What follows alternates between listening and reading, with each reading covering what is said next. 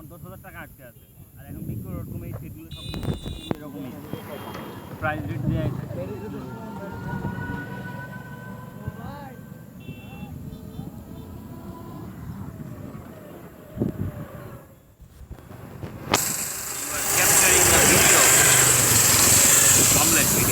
Omelette video 820টা আছে না, 820টি তো না 23-20 হাজার টাকা বিক্রি করে।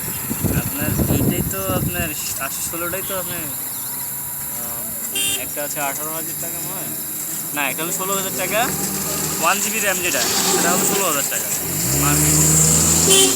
এটা তো 1 GB র্যাম, 816 কোনো এইটার প্রাইস মনে হয় 22,000 টাকা মার্কেটে।